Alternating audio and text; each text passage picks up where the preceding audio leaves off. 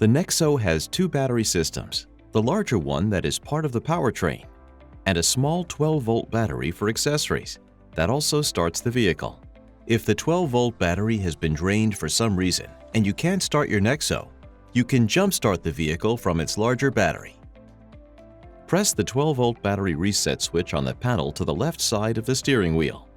It's right next to the power liftgate button.